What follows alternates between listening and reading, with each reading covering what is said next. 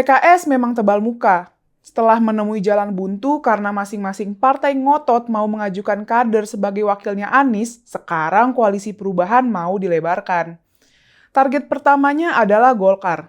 Tujuannya jelas, jika Golkar bergabung, Nasdem sudah tidak penting lagi.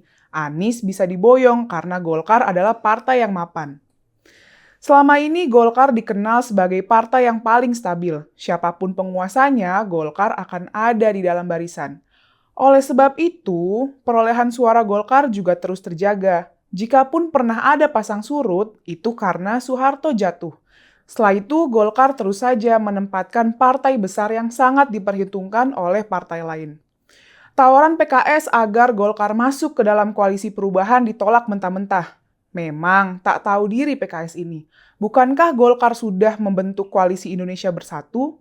Kenapa masih dirayu? Ini ibaratnya orang sudah tunangan, tapi terus dibujuk agar membatalkan tunangannya. Wakil Ketua Umum Partai Golkar Ahmad Doli Kurnia mengatakan Golkar sudah memiliki seorang capres untuk berlaga dalam pesta demokrasi nanti, yakni Ketua Umumnya Airlangga Hartarto.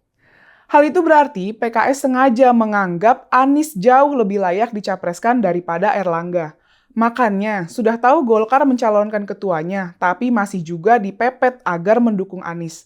Muka tembok memang. Dalam KIB memang belum ada calon bulat yang diusung oleh 3 partai koalisi, yaitu Golkar, PAN, dan P3. Namun, secara internal, Airlangga yang dijagokan oleh Golkar.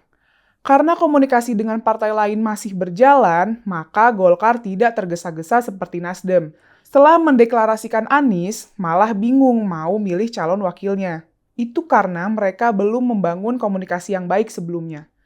Deklarasinya terburu-buru, bahkan kabarnya Nasdem sekarang menyesal telah mengusung Anies.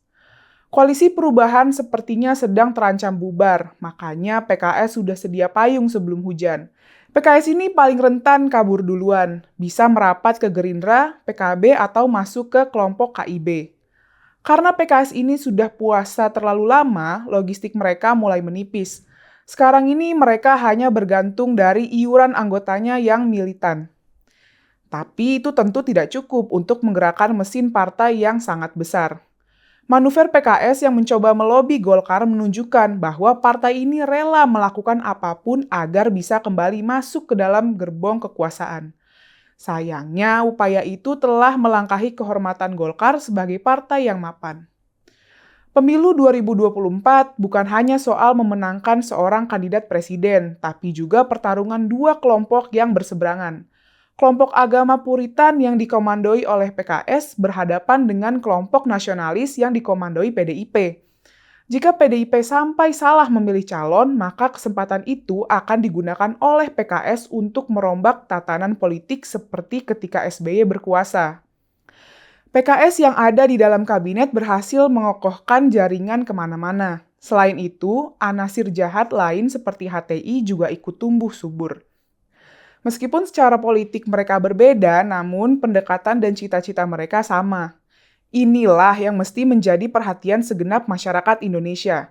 Jika tidak ingin anasir jahat berhasil kembali masuk ke dalam pusaran kekuasaan, maka sebaiknya bangsa Indonesia memilih sosok nasionalis tulen.